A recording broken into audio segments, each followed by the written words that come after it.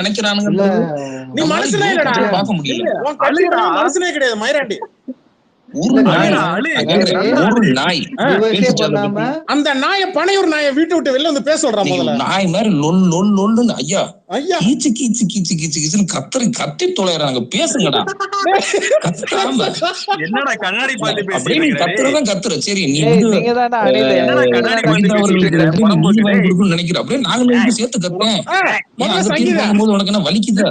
என்ன வலிக்குதுன்னா சொல்லு. சங்கீதா அன்னைக்காக நாங்க நிப்போண்டா. டேய் புறம்போக்கு நாயே, முன்ன 11 ஆட்சி கொடுத்துட்டு நம்ம போடுற பாட்டு இருக்கே. உங்க நொண்ணனுக்கு ஆட்சியை கொடுத்தா வப்பாட்டிக்கு கொடுத்துருவாண்டா ஆட்சிய. கூத்தியாலே ஈராக் போர்ல இருந்த மாதிரி உட்காந்து ஃபீல் பண்ணி பேசிட்டு உட்காந்துருக்காங்க.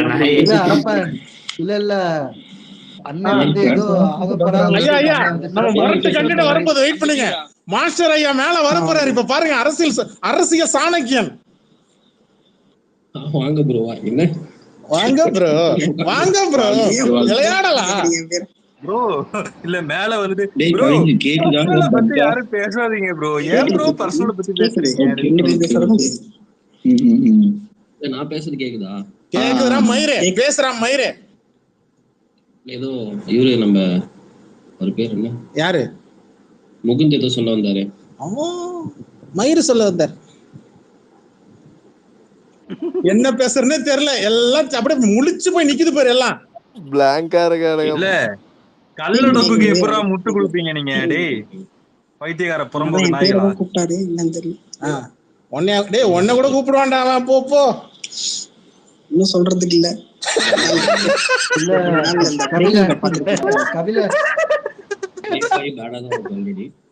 ஒன்னும் சொல்ற இல்ல. அல்ல காசு எடுத்துட்டு போன உடனே கேட்பான், பணம் எங்க போச்சு கையில கத்திட்டு சிரிப்பான் தெரியுமா? இது வந்து நமக்கு வந்து இது ஒரு மாதிரி ஒர்க் ஆகும், ஓகேவா? பட் இது வேற மாதிரி இன்ஸ்டாகிராம்ல ஒரு மாதிரி உங்களுக்கு தெரியுது, ட்விட்டர்ல இல்ல. கவி நான் ஒன்னே ஒன்னு சொல்றேன். இது வந்து டிஃபைன் பண்றது இந்த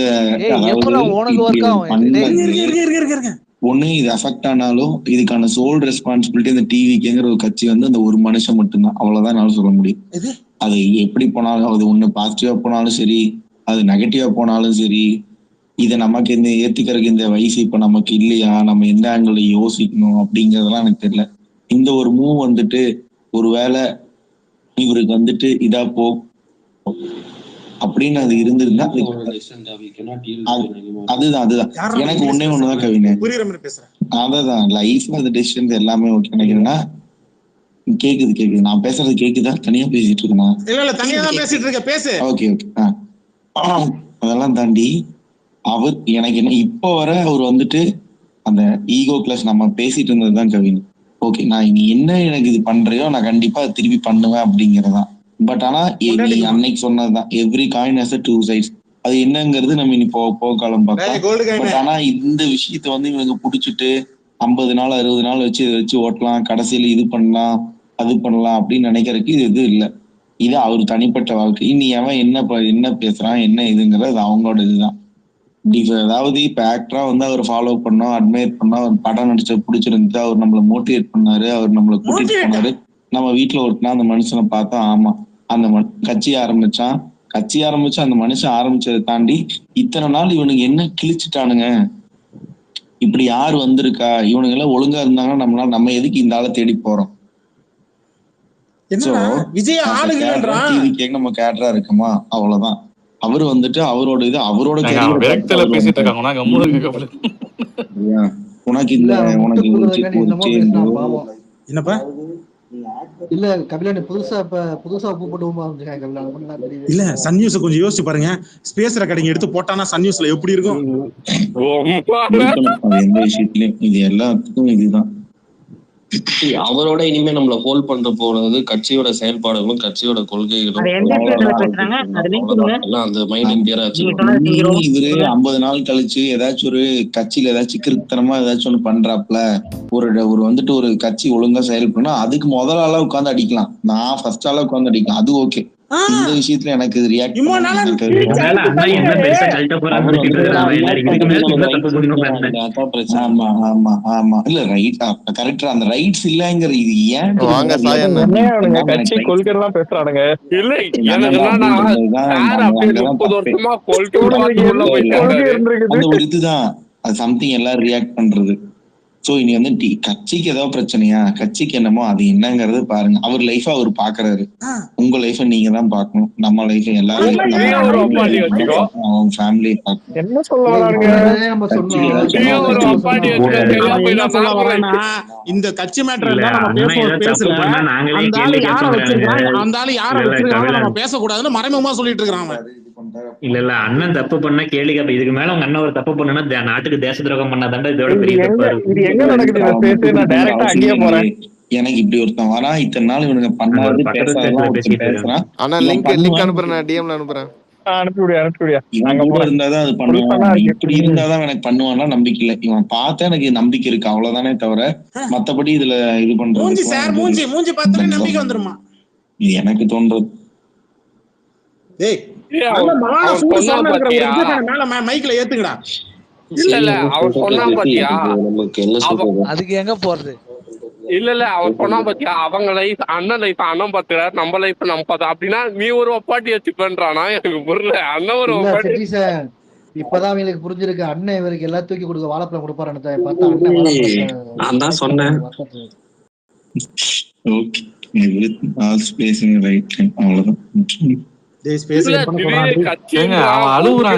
அவன் அழுவுறான் நல்லா தெரியுது. எல்லாத்துக்கும் ஒரு ஷாக், அவ்வளவுதான். ஷாக்னா அவங்க டிவோர்ஸ் அப்ளை பண்றாங்க, அது ஒரு பேனிக்கா இருந்துச்சு. பட் ஆனா வந்துட்டு ஒரு அரச புருஷல ஒரு விஷயம் தெரியுது,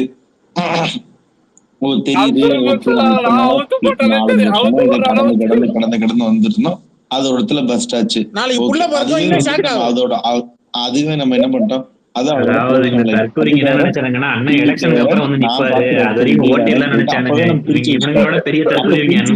நம்ம எதுக்கு இருங்க அவன் முரட்டு கண்டென்ட் கொடுக்குறான். இருங்க சரி பாத்துக்கலாம். பாத்துக்கலாம். யாராச்சும் பேசுறா பேசு. விளக்கு ஆளுக்கு ஒண்ணு புடிச்சீங்கடா, 4 விளக்கு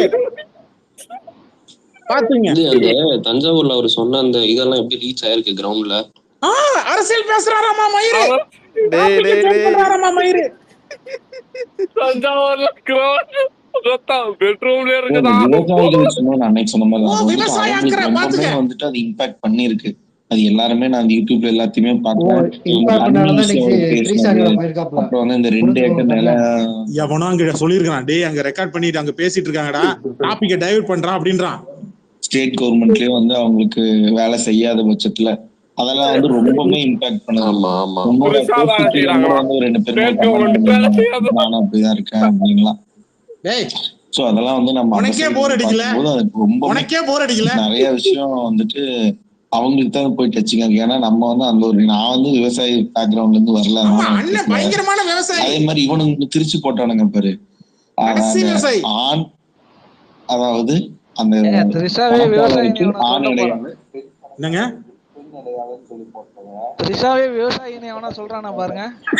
வந்து ரேஷன் கார்டு வாங்கினா அவருக்கான லேடிஸ் வந்து இது பண்ணுவாங்க அப்படின்ட்டு ஒரு மெயின் ஸ்ட்ரீம் மீடியாவே எவனும் பேசலங்க. அவன் ஒருத்தன் தான் பேசுறான். அதனால எல்லாம் 4 பேர் இருந்தான், இப்ப 3 பேர் தான் இருக்கிறான். அதுவும் 2 ஹோஸ்ட், ஒரு ஸ்பீக்கர். அந்த ஒரு ஸ்பீக்கர் அமைதியாயிட்டான். இல்ல அந்த ஹோஸ்ட் இல்ல கபிலன், அந்த ஹோஸ்ட் ஒரு போஸ்ட் இருக்காப்ல, அத பாத்துட்டு ஸ்பேஸ பாத்தீங்கன்னா உங்களுக்கு புரியும்.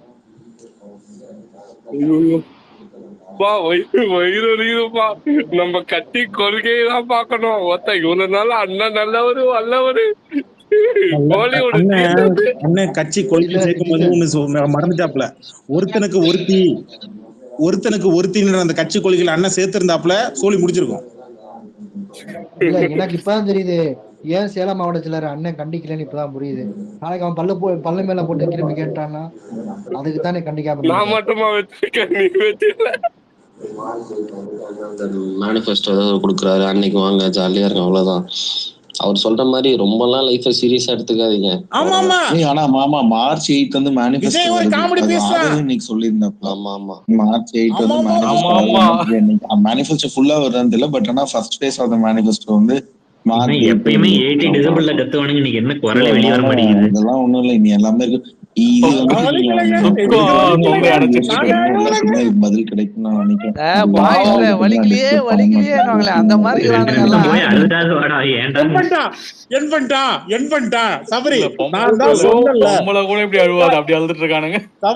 நான் தான் சொன்னேன்ல, நான் இங்க டெலிகாஸ்ட் பண்ணி அவனுக்கு டிஎம்ல சொல்லிட்டானுங்க, டாபிக்க டைவர்ட் பண்ணானுங்க.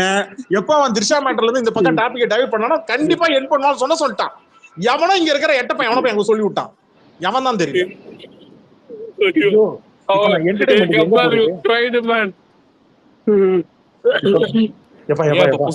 வாழ்க்கை என்ன ஆகும்?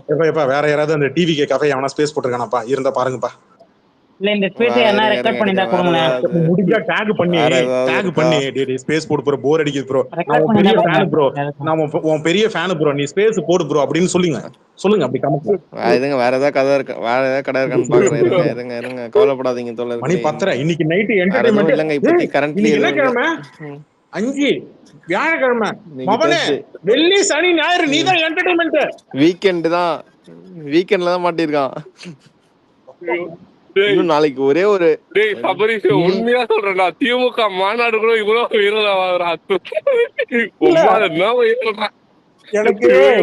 எனக்கு இப்ப நியூஸ் ஏதோ ஒண்ணு கொஞ்ச நேரம் முன்னாடி பார்த்தேன். ஏதோ மாநாடு, அடுத்த 3வது மாநாடு ஏதோ போட போறான், ஏதோ நியூஸ் வந்துட்டு இருந்தது.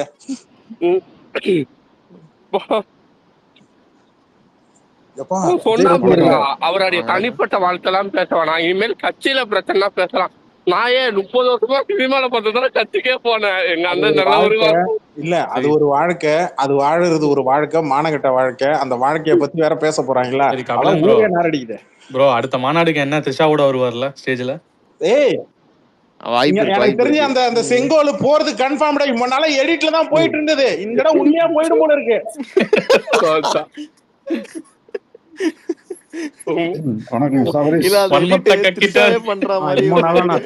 நான் ஒரே ஒரு மன்னிப்பு கேட்டுக்கிறேன். ஜானா இருக்கு சாமி, மன்னிச்சிடுறா, இந்த ஸ்பேஸ் லிசன் பண்ணிட்டு மன்னிச்சிடுறா. நீ என்னமோ நீ அவங்களும் நினைச்சேன்டா, ஆனா எனக்கு இப்பதான்டா புரியுது. இல்ல இப்போ சபரீஷ் வணக்கம். இதை எல்லாம் கபிலன் எல்லாரும் பேசிட்டு இருந்தீங்க. ஓகே, நாளைக்கு எப்படி செக் பண்ணுவாங்கன்னு நான் சொல்றேன் பாருங்க.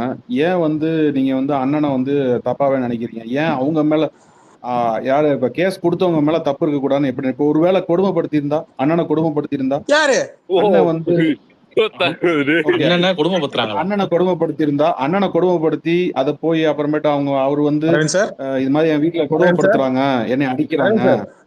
எப்படி இதை சிரிக்காம சொல்லிட்டு இருக்கீங்க? ஏங்க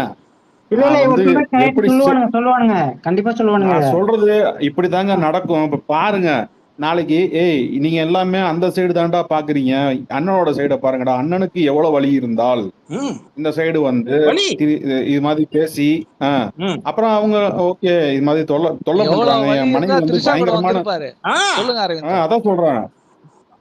அதான் சொல்றேன் அரவிந்த் சார். இதுல ஒரு மேட்ரு ஒண்ணு இருக்கு, அதுல நீ மறந்துடாதீங்க. அவங்க வந்து அண்ணி சொன்னது வந்து ஒரு நடிகைகள் திருத்தம், நடிகைகள். கபிலன் கேக்குதா? அலெக்சாண்டர் போட்டிருக்கான்பா, டிஎம் இருக்கேன் உங்களுக்கு.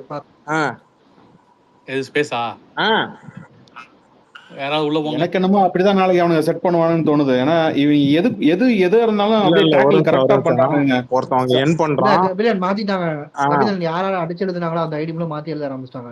அதான் சொல்றேன், நான் எல்லாத்தையும் ஸ்கிரீன்ஷாட் எடுத்துங்கப்பா, ஸ்கிரீன்ஷாட் எடுத்துருங்க தயவு செஞ்சு. அவனை டெலிட் பண்றதுக்குள்ள டக்குன்னு எடுத்துருங்க. எடுத்துட்டு தயவு செஞ்சு அப்படிதான் நடக்கும் பாருங்க. இப்ப என்ன பண்றாங்க, சன் நியூஸ் எடுத்து வச்சு நியூஸ் கடை போட்டோம். இல்ல அதுக்கப்புறமும் மெயின் கொஞ்சம் லென்த்தா இருக்கிறது வேணும். ரெண்டாவது, இப்ப அங்க என் பண்ணானுங்களா, இங்க இவன் போட்டிருக்கானா மேட்டர் என்ன, இங்க அபியூஸ் பண்ணி பேச போறானுங்க. எழுதி வச்சுங்க, சாம்பிள் காட்டுற பாருங்க. இப்ப டைவர்ஸ் மேட்டரை பத்தி அவங்க பேசுறாங்க. இத பேசி முடிச்சதுக்கு அப்புறம் திரும்ப கொண்டு வரீங்க. இல்ல ரஜினி இதுங்க. ஏன் இப்ப விக்னேஸ்வர ரஜினி எதிர்கட்சி கூட போய் சேர்ந்துட்டியா மெண்டலா கூட அவன் அடிச்சா நீ உள்ள வர. புரியுதா? சொன்னா இருக்க போல நான் சொன்னேனா அவனுங்க அங்க ட்ரிகர் ஆயிட்டானுங்க, அவனுங்களால பேச முடியாது. அதனால இவனை விட்டு நீ போடுறான், அவனுங்க ஸ்பேஸ் அங்க லிசன் பண்ணட்டும், நம்ம ரஜினி அபியூஸ் பண்ணுவோம். இதான் மேட்ரு. அவன் ட்ரிகர் ஆனாலதான் இவன் உள்ள இறங்கினான். எங்க இவன் பொண்டாட்டி எல்லாத்தையும் எடுத்து வச்சு இவங்களை பேச சொல்லுங்க பாப்பான். பாருப்ப உங்களை சாம்பிளே உனக்கு காட்டுறாங்க. அவனுக்கு ட்ரிகர் எந்த அளவுக்கு ஆயிருப்பானு இப்ப நான் காட்டுறேன் பாருங்க. இல்லடா எத்தனை வருஷமா பரப்பிட்டு இருக்கேன். புதுசா ஆனா பாஸ் இருள தக்லீஃப் என்ன தெரியுமா பாஸ்? விஜய் த்ரிஷா கான்ட்ரவர்சி பரப்பி விட்டாம பரப்புனது யாரா? எங்க அண்ணன் தான். நான் என்ன தானே பண்ணணும்? ஓ மை காட், ரொம்ப முட்டி போச்சு. இல்லடா விக்னேஷ் நானும் எத்தனை தடவை தான் தெரியாத மாதிரியே ரியாக்ஷன் கொடுக்கிறது. இல்ல போக்கிரி விஜய் இருக்கும் பேரு சமாரு சமாரு செஞ்சதே நான் தான்டா. அங்க வரும் பேரு இல்ல எனக்கு புரியல. பைத்தியமாயிட்டானுங்க. மனங்கிழமை இப்போட பாட்டு ஸ்பேஸ்ல சொல்லிட்டு வந்தேன். எப்படி தெரியுமா இருக்குது அண்ணா தள்ளி ஓட்டுதான் இருப்பாங்க. கேட்கலன்னா வாய கிட்ட போய் கவுண்டமணி ஜெயக்குமார பேசிக்குவாங்க. அண்ணா டே தம்பி அழுவாங்க. ஜெயராம் எப்படி நார்மலைஸ் பண்றான் பாத்தீங்களா? எங்க அண்ணன் அஃபேர் வச்சிருந்தாலும் அதை பார்த்து நீங்க கதறீங்களா, அது எங்களுக்கு பிடிச்சிருக்கலான்னு சொல்லாம போயிட்டாங்க. எப்படி அதான் சொல்றேன், எப்படி அவனுக்கு எப்படி நார்மலைஸ் பண்றான் பாருங்க. பரப்புனதே எங்க அண்ணன் தான்டா. பரப்பிக்கிட்டு காலை உட்கார சொல்றேன். நல்ல நட்டு இடத்துல வைப்பானுங்க. நல்லா எங்க அண்ணன் இவ்வளவு கேவலமானவனு முன்னாடி சொல்லவே இல்லையே இவனுங்க. ஏன் இப்ப சொல்றானுங்க அண்ணன் கேவலமானவனுங்கன்ட்டு? இன்னைக்கு சொல்றானுங்க. அவர்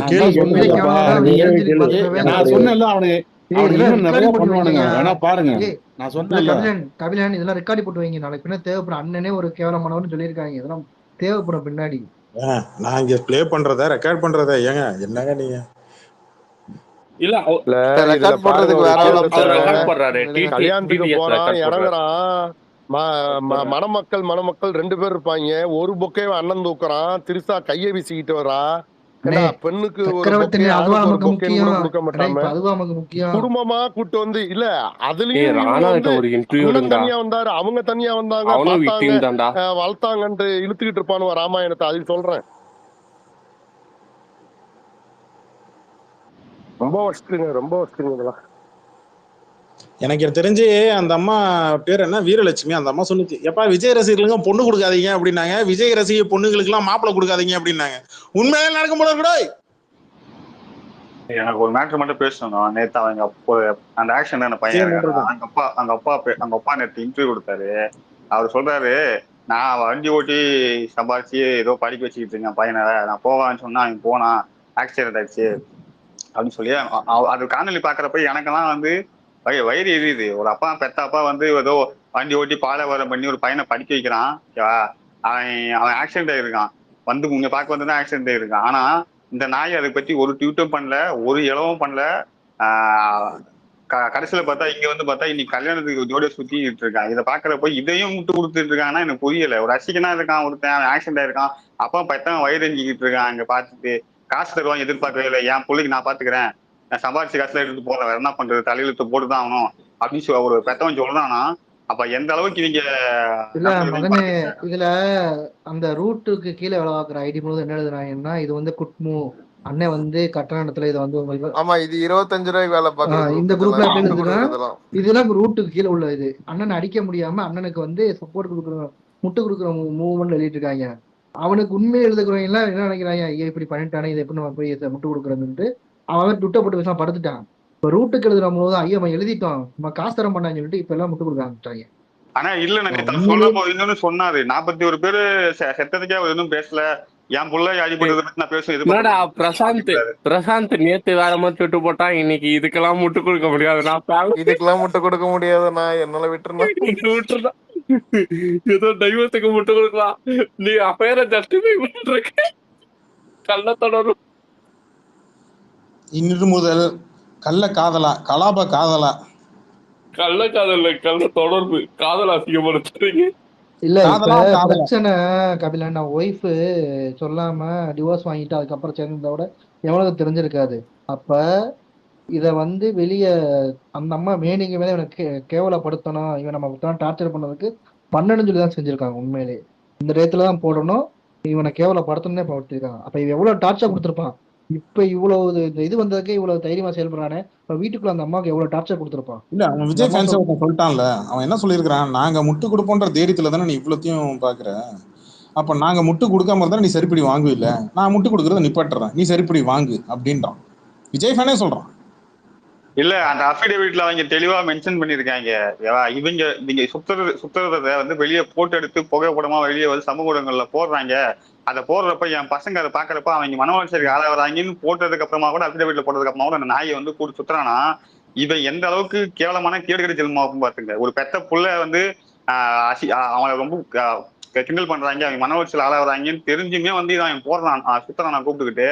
இது உட்காந்து ஒரு விஜய் ஃபேன் முட்டு கொடுத்துட்டு இருக்கானா, இவனை என்ன சொல்றதுன்னு தெரியல எனக்கு. அது ஆனா அவங்க அவங்க பேசுனத பாத்தீங்களா, எனக்கு இந்த ஒரே முட்டு ரொம்ப இடிக்குது, இன்னைக்கு வந்து பேச்சு வர மாட்டேங்குது முட்டுல. இல்ல எனக்கு ஒரே ஒரு நோட்டு அவங்க பேசுனது இல்ல, இன்ஸ்டாகிராம்ல எப்படி ரிஃப்ளெக்ட் ஆக போகுது, ட்விட்டர்ல எப்படி ஆக போகுதுன்னு தெரியல. அவங்களோட ரியல் லைஃப் வாழ்க்கை வாழவே மாட்டாங்களா? வீட்டுல பேரண்ட்ஸ் காரி துப்புவாங்க. என்னையா இப்படி கேட்ட, அவங்க அப்பா அம்மாட்ட உட்காந்து போய் பேசுவாங்க, வீடியோ காமிச்சு, அப்பா பாத்தீங்களா அண்ணன் என்ன கலர் சட்டை போட்டுக்கிற, அண்ணி பாத்தீங்களா தூள் எப்படி இருக்கு மாஸ், அப்புறம் இந்த பண்ணு, இவங்க அப்படிதான் பேசுவாங்க. யோசிச்சு பாருங்க. இப்ப சொல்றல என்ன பண்ணாது போக்கரி படத்துல மியூசிக் சொல்லி, டேய் ரியலாவே இப்படி நான் பைத்தியம் தானே அவங்க எல்லாரும். ஒரு நிமிஷம் கேளுங்க. இப்படி ஒரு சம்பவம் நடந்திருக்கிறது எப்படி பாக்குறது சார்? அதான் அந்த நல்ல உறவு நடிகையோட தவறான உறவு வச்சிருக்காரு அப்படின்னு சொல்லி அவங்க மனைவி கொடுத்த அந்த புகார், அவங்க எழுப்பின அந்த விவாகரத்து நோட்டீஸ்ல அவங்க சொல்லிய விஷயங்கள் உண்மை அப்படின்னு இன்னைக்கு வந்து உலகத்துக்கு வெளிச்சம் போட்டு விஜய் காமிச்சிருக்காரு. இந்த மாதிரி ஒரு தவறான நடத்தை உள்ளவர் இந்த நாட்டை ஆளணும்னு ஆசைப்படுறது அயோக்கியத்தனத்தோட உச்சம்.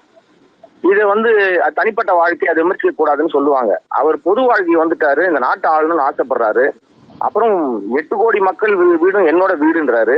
இது கேவலமா இல்லையா? இது ஒரு குழந்தை, 2 குழந்தைகள் இருக்கு, காதலித்து திருமணம் பண்ணிருக்காரு. ஒரு தனி மனித ஒழுக்கம்ன்றது ஒரு அரசியல் கட்சி தலைவரா இருக்கிறவருக்கு, தனிப்பட்ட வாழ்க்கையில இருக்கிறவங்களே தனி மனித ஒழுக்கம் வேணும். ஒரு கட்சி தலைவரா வர்றீங்க, ஒரு நாட்டை ஆளணும்னு ஆசைப்படுறீங்க, உங்களுக்கு ஒழுக்கம் வேணாமா? அப்ப அந்த அம்மையார் சொன்ன, சங்கீதா சொன்ன குற்றச்சாட்டுல துளியும் உண்மை இல்லைன்னு ஒரு தப்பக்கட்டு கட்டி அவங்களை அவ்வளவு கேவலமாக அந்த விர்ச்சுவல் வாரியர்ஸ்ன்னு சொல்லப்படுகிற டிவிக்கு அந்த தொண்டர்கள், அந்த ரசிக குஞ்சுமணிகள் அவ்வளவு பிரச்சனை பண்ணாங்க. அதற்கெல்லாம் வாய் திறக்காத இந்த விஜய் இப்ப வெளிச்சம் போட்டு யாருக்கு அந்த உண்மையை சொல்ல வராரு? நயினார் நாகேந்திரன் பாஜக தலைவர் ஒரு 15 நாட்களுக்கு முன்னாடி ஒரு குற்றச்சாட்டு வச்சிருந்தாரு. நான் உட்பட பல பேரும் அதை கண்டிச்சோம். அது எப்படி நீங்க வந்து சொல்லுவீங்க, அது தப்பு அப்படி எல்லாம் வந்து ஒருத்தவங்க வந்து தப்பா சொல்லக்கூடாது, ஒரு நடிகையை வந்து நினைச்சு பேசுறது தப்பு, அதுல வந்து எந்த உண்மையும் இருக்கிற மாதிரி தெரியல எல்லாருமே நம்ம வந்து சொல்லியிருந்தோம். அவரை கண்டிச்சு நம்ம எல்லாரும் பேசியிருந்தோம்.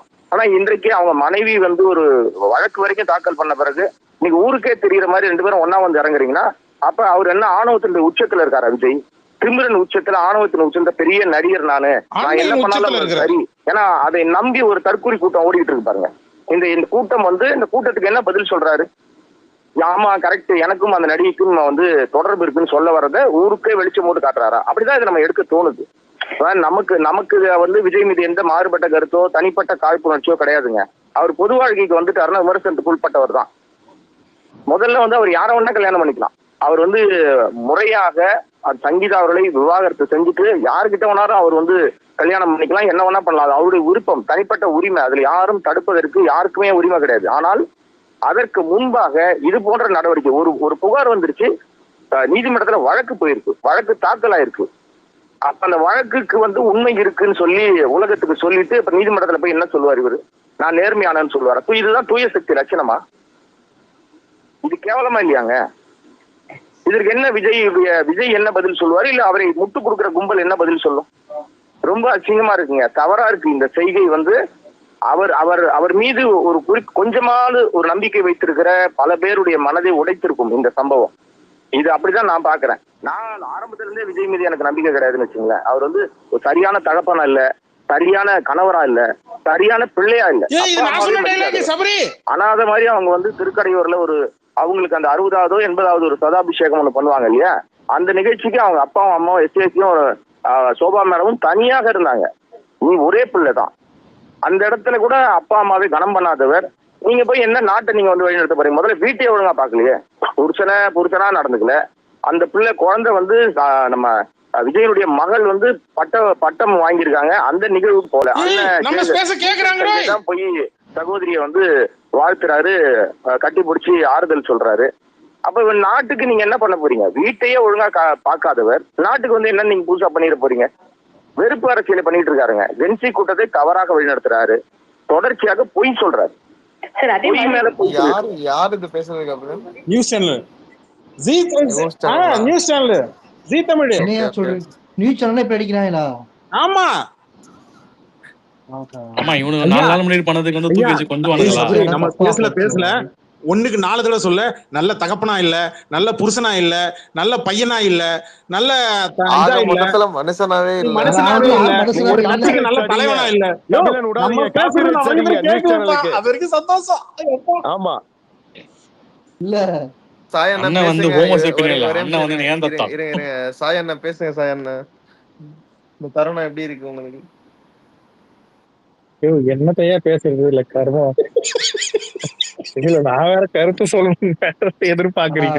ஆனா சபரி கருத்து கேட்கற பத்தியா எதுக்கெல்லாம் இந்த சாம்சங் மட்டும் வந்தா கொஞ்சம் எனக்கு பின் பண்ணுங்க. வருவோம் இன்னும் கொஞ்ச நேரத்துல வரும். 10 மணிக்கு சாம்சங். இல்ல சபரி என்ன கேக்குற நீ?